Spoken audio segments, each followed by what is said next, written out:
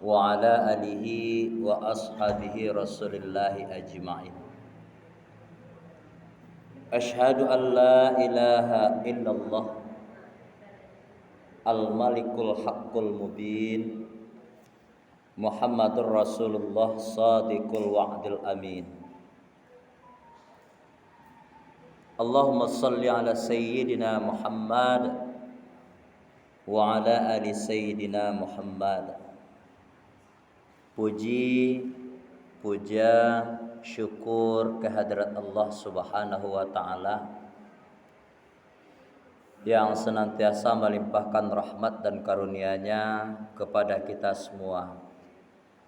Alhamdulillah, berkat rahmat dan nikmat tersebut kita bisa meluangkan waktu datang ke masjidku, bertatap muka, bertemu pandang, di samping itu thalabul ilmi balik. Karena yang bagaimanapun juga menuntut ilmu itu tidak mesti di sekolah saja. Makanya jauh-jauh hari Rasulullah sampaikan dalam sebuah hadisnya, man kharaja fi talabil ilmi fahuwa fi sabilillahi hatta yarji'a. Ada awak yang kesal apa nama tu, lelah, panik-panik misalnya, bahkan mungkin yang menyakitkan pada diri awak. Tapi dalam rangka memasang niat kita talabul ilmi, maka panik kita tadi itu dihitung sebagai jihad fisabilillah. Itulah kelebihan dinul Islam yang kita anut ibu dan bapak. Selanjutnya salawat beriringan salam li Nabi Muhammad Rasulullah sallallahu alaihi wasallam. Allahumma salli ala sayyidina Muhammad wa ala ali sayyidina Muhammad. Moga-moga kita selalu mendapatkan syafaat nantinya fi yaumil mahsyar. Kita selalu mendapatkan ampunan Allah Subhanahu wa taala, dimudahkan setiap urusan awak dalam menjalankan sesuatu. Amin ya rabbal alamin. Mudah fahmun awak mengucapkan salawat kepada Rasul, salah satu bukti dan cinta kita.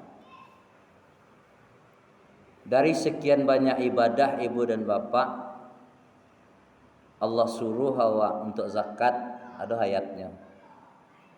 Untuk puasa, ada hayatnya.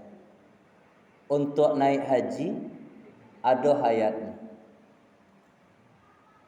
30 juz banyaknya Al-Quran, firman Allah yang termaktub di dalam Al-Quran tadi. Dari seluruh banyak ibadah yang disuruh Allah, cuman satu Allah yang terjun langsung mempraktekkannya. Dari sekian banyak ibadah, satu Allah yang langsung mempraktekkannya, yaitunya ibadah salat, ibadah berselawat. Jadi kalau fahmun awak terbiasa untuk berselawat, alhamdulillah lebih rancak kita tarian daripada kita membaca sesuatu yang layan fa'u jiddan. Lama ada awak kini, tapi bunganya nak ada nanti. Ada dasarnya bu ya. Kok ya Allah langsung bana tarjun tu yang sering kita baca-baca.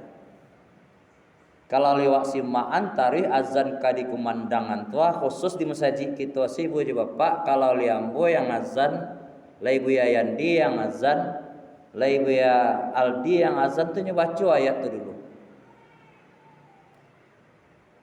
A'udzu billahi minasy syaithanir rajim. Innallaha wa malaikatahu yusalluna 'alan nabi. Arti bahasa kitonyo, berselawat itu suruhan Allah, bentuk suruhan Allah, Allah langsung terjun berselawat. Jadi memangko banyak komen mau ke ibu je bapak kalau aduh jemaah awak sembahyang qobliyah dulu diam dulu jan baselawat juga tak gaduh urang salah awak tuh mah. Ini berpolitik dalam beribadah. Ibu ya bapak kan pernah ngulang dulu kan ketika ada yang salat qobliyah. Tu ada anak-anak melatih untuk berselawat, ditegur bertandangan dulu. Bukan anak yang salah, itu bagian dari praktek kita untuk baca caranya fi sholatihim khasyi'un. Maksudnya berselawat itu suruhan Allah dan bahkan Allah langsung yang terjun. Jadi jangan pernah ditumpangkan kepada orang. Apalagi bapak kaum muslimin berdalih supaya oh ndak biasa dibawa di kampung kami deh. Jadi bawaan selawat tuh ndak biasa di kampung kami deh, itu bukan sebuah dalil, bukan barometer di dalam menuntut ilmu Pak Bu. Kalau itu yang dijadikan sebagai barometernya, ukurnya, takutnya awak besok, ya ndak, takut awak besok. Jarang-jarang lah mungkin jamaah kau menghidupkan yang namanya 5 waktu. Kau contoh kan? Lah sekian lama atau sekian tahun bilangannya hendaknya hidupkan 5 waktu berjamaah. Suatu kali bangkit seorang pemuda rijal nyobakan seorang jamaah. Itu datang loh kalau dalil serupa itu bapak balik. Tengku jangan dibawanya sembahyang jamaah ndak biasa di daerah kami. Ambo balian pertanyaan tu kawak kira-kira apa ada dia. Dek berdalih awak ndak biasa didawakan ke daerah kami. Jadi kalau selagi hal itu sifatnya untuk berubudiyah awak dalam rangka menuntut ilmu mendekatkan diri kepada Allah, jangan pakai kata-kata tadi. Tapi tabayyun awak cari penjelasannya. Mau dalam hal itu tidak bermaksud untuk menuju satu objek, tidak menyebut itu bergambaran karena ada terjadi di suatu tempat menganggap selawat itu bid'ah. Nauzubillah. Nah ibu ya bapak, hamba Allah yang paling mencintai itu ketika ia ingin dicintai tentu garis bawah ya gua, dia ingin mencintai pasti dia selalu sering menyebut orang yang ia cintai. Betul nggak Gon?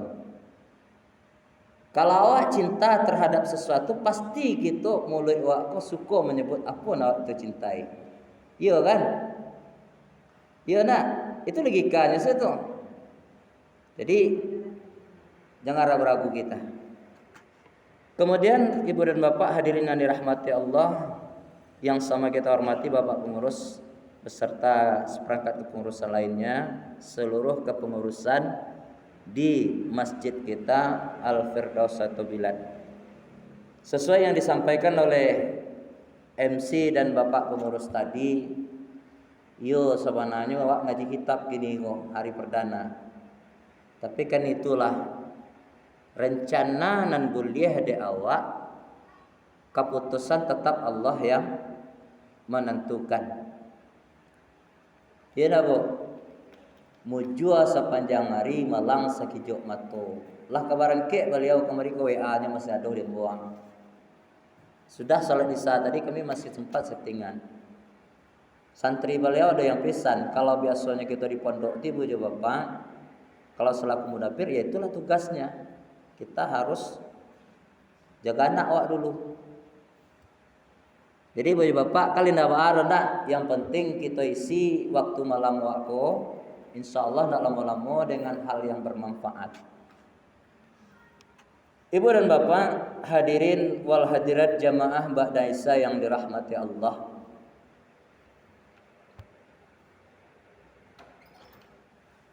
Di dalam Islam kita ada disebut 3 makom. Makom itu artinya suatu tempat. Yang pertama ada disebut arkanul Islam. Yang kedua arkanul iman. Kita ambil 2 dulu. Arkan itu jamak dari rukun. Ada di dalam Islam tuh disebut dengan rukun Islam, kan itu yang kita belajar dulu nak. Kita mau ulang kaji Bu ya Pak deh. Rukun Islam, rukun iman. Kedua-dua rukun ko Ibu dan Bapak itu adalah dalam rangka ba'a caranya awak mendapatkan titel la'allakum tattaqun, bertakwa di sisi Allah. Kau mau ulang-ulang kaji Bu dan Bapak deh. Allahumma rabbi shrahli sadri wa yassirli amri wahlul 'uqdatam min lisani yafqahu qawli. Mau ulang-ulang kaji awak balik. Tadilah kita terangkan tentang masalah rukun. Rukun itu jamak dari arkan. Orang kalau dikatakan Islam, ini tidak bisa langsung sampai-sampai se-Islam sekali. Mengaku dirinya beriman, dia tidak bisa disebut langsung untuk beriman sebelum dia menempuh yang namanya rukun Islam tadi. Nah, kini kita pacik cek rukun dulu. Pernah tak terpikir dek kita rukun Islam ulang-ulang balik nah ada warai bebo 5 beko aja mengecek lo pada itu beko apa ya kaji rukun Islam ayat nah ya baitullah aku mau ulang kaji ya wak ambo husnuzon kini ko berbaik sangka wak lafal sadonya kalau ada yo lo nafal lah ya waraja lah beko balik yang mau maksud gitu sepinteh lalu kita baca abananan isi dari rukun Islam tuh.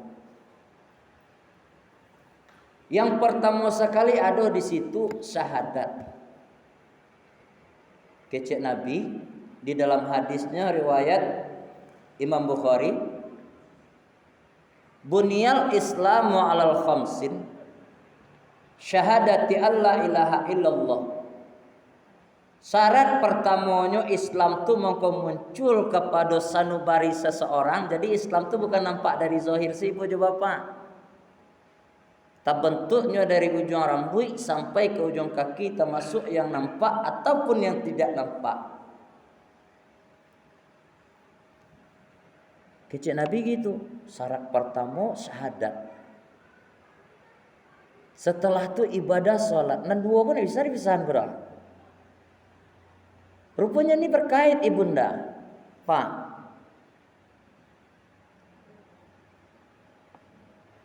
Kemudian baru zakat yang ketiga. Setelah zakat baru puasa, ibadah haji. Antara syahadat dengan salat ini betul-betul pengaruhnya begitu dahsyat cie dari bentuk amalan gerakan fisik cie berupa ucapan yang betul-betul berupa rukun qalbi yang keluar ketika itu. Pengaruh yang pertama, rukun pertama dengan rukun kedua tidak bisa dimain-mainkan ibu dan bapak. Di dalam kitab Taurat dituangkan kok termaktub dalam kajian kitab Qada'il Khamsah Minasihai Sittah. Di situ ada termaktub sebuah pertanyaan itu dilakukan melalui sebuah cerita ya. Khalifah Umar bin Khattab ketika itu sedang memimpin. Beliau didatangi diuji, rupanya seorang pemimpin itu memang harus diuji terus gitu. Diuji terus, itulah sebuahnya keuntungan kita belajar yang namanya ilmu sejarah. Beliau didatangi pendeta itu mengajukan sekian banyak pertanyaan kepada Umar bin Khattab. Yang menarik dua pertanyaan ini. Apa kata pendeta ini kepada Umar bin Khattab? Wahai Amirul Mukminin, apa yang dapat membuat pintu langit itu terbuka? Di dalam tafsirannya pertanyaan pertama tadi itu maksudnya ba'a caranya doa kita kok diangkat dari Allah Subhanahu wa taala. Awak kalau beribadah itu kan ingin apa ya? Ba'a caranya ibadah waktu diterima Allah itu pasti itu. Ya dah, Bu. Ya dah, Bu. Ibu kini kemari pasti ingin mendapatkan nilai tersendiri di sisi Allah. Iya kan? Bahkan Rasulullah pun sampaikan di suatu sisi, kumpu-kumpu kosak kalau ibadah kok. Kalau lah ibadah disebut berarti nilainya pahala di sisi Allah. Jadi yang dimaksud tadi pertanyaan tuh, bagaimana caranya doa kok biar diijabah oleh Allah. Memang Sayyidina Umar nggak bisa jawab. Alhamdulillah singkat cerita, Sayyidina Ali yang menjawab. Ketika itu beliau dipanggil, Sayyidina Ali jawab, yang bisa mengkabulkan doa kita adalah syahadat. Syahadat itu kan pengakuan ibu ya bapak. Pengakuan risiko bukan pengakuan biasa-biasa antara kita sama kita, antara makhluk sesama makhluk, tidak. Tapi betul-betul sampai kazuh sanubari waktu apa mau diawak mengaku kita adalah hamba Allah. Bahkan dilantunkan dalam berupa zikir. Di satu wilayah sakit inyo memang betul-betul diakui selaku hamba dari Allah, jubekkan wirid tertentu. Ibu bapak mungkin pernah dengar itu tuh. Acok malah. Hasbi Rabbi Jalallah. Nyumun diri. Cukup bagiku Allah itu satu pada diriku. Ma fi qalbi ghairullah. Nah ada lain di dalam hatiku selain pada Allah. Kali dapat zikir tu nak bawa. Baru mari mehna dah tu. Li dapat ibu bapak tu. Dia bawa suntuk. Banyak sebenarnya tabungan amal awak dalam rangka caranya mengunggu-ungguan bekal awak untuk di akhirat nanti. Banyak. Tak pandai baca Al-Quran, bersalawat, ada kalimat tasbih, ada tahmid, ada tahlil, ada.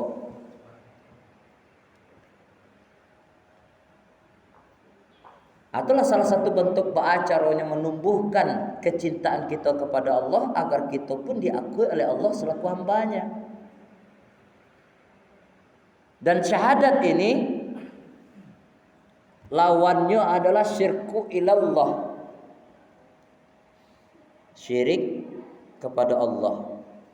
Jadi ibu dan bapak, dari sekian banyaknya dosa, dosa yang tak terhampuni itu adalah syirik kepada Allah. Kemudian saking dahsyatnya kalimat syahadat, maka tidak boleh dipermain-mainkan. Tidak boleh dipermain-mainkan, karena kalimat pertama itu langsung kalamullah. Bahkan dituangkan di dalam pelaksanaan ibadah sembahyang awak yang menjadi rukun di sini. Di mana letaknya kalimatnya itu letaknya di kalimat pengucapan syahadat. Abah kemeninggan kira-kira sembahyang tu. Kalau seandainya di dalam sembahyang tu ulang dia akan ada rukun 3 balik.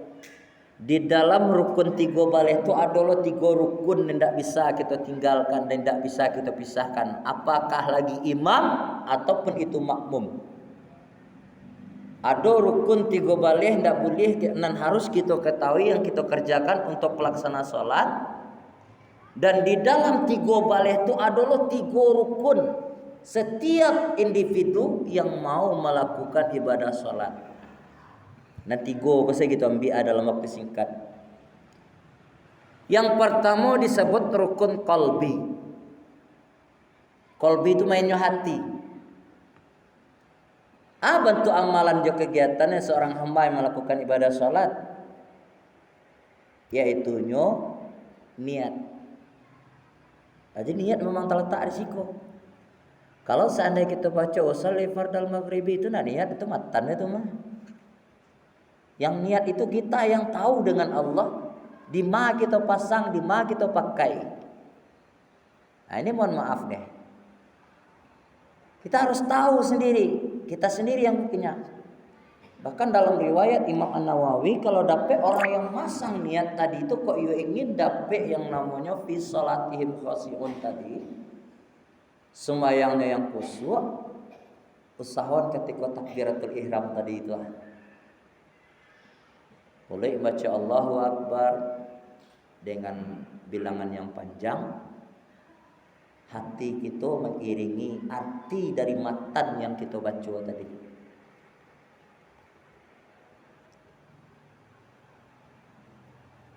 Ibu dan bapak hadirin yang dirahmati Allah.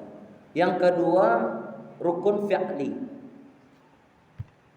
Sesuatu yang wajib dikerjakan oleh seorang hamba yang mau melaksanakan ibadah salat. Fi'li itu artinya pekerjaan. Seperti gerakan Allahu Akbar terdapat pada takbiratul ihram pertama. Kemudian yang ketiga, rukun qauli. Qauli ini adalah yang sesuatu yang harus wajib kita baca. Kayak Al-Fatihah itu wajib kita baca, Pak. Jangan mentang-mentang aden makmum mau biar ada ngikut imam sesamia nawat ta'na. Saya kalau mak dewa saya itu mana muhram. Mentang-mentang kita makmum, saya kan perempuan Bu ya. Enggak ada cerita walaupun kita makmum Al-Fatihah kemudian bacaan tahiyat harus itu kita baca. Atau kajian fikihnya. Nah, ibu juga Bapak hadirin yang dirahmati Allah, terkait tentang kalimat syahadat ini saking erat kaitannya berdua ini, makanya Allah tuangkan. At-tahiyatul mubarakatus salawatut taibatu lillah. Nah, pokoknya assalamu alayka ayyuhan nabiyyu wa rahmatullahi wa barakatuh. Itu kecen kata-kata Nabi itu. Jangan kebuya disebut lain Nabi itu nak punya kata itu loh. Itu kalimat langsung kalamullah. Kapan itu diambil? Bahasa yang diucapkan tadi asyhadu alla ilaha illallah assalamu alayka ayyuhan nabiyyu. Kalimat itu yang diucapkan Allah Subhanahu wa taala ambilan ketika penjemputan ibadah salat di dalam pelaksanaan Isra dan Mi'raj. Maka ibu bapak pernah di suatu sisi sampaikan dalam khutbah Jumat, pernah dalam ceramah majelis taklim pun juga pernah, ganggamlah da awak suatu benda yang berharga. Kok ndak percaya ya awak namuh yo meninggal semayang lai. Awak ndak semayang sali sejadinya, berarti pengakuan awak kurang kepada Allah. Ya, Bu. Sekali sepak semayang ditinggal jadinya pengakuan kita kurang kepada Allah. Jadi jangan dikatakan syahadat ini hanya untuk satu kali saja, tidak. Saking sayangnya Allah kepada kita, Allah tahu awak kurang dan suka sibuk, banyak karajo dek gara-gara sibuk apa jadinya? Laulal ilmu lakanan nasu kal bahaim. Saking banyak aktivitas orang, saking banyak tingkat keilmuan orang, bencananya adalah lupa. Allah tahu itu. Dihadirkanlah pengakuan awak yang wajib dalam sehari itu 5 kali. Makanya jangan pernah ditinggal. Iko sebagai bani ngenge ibu bapak deh.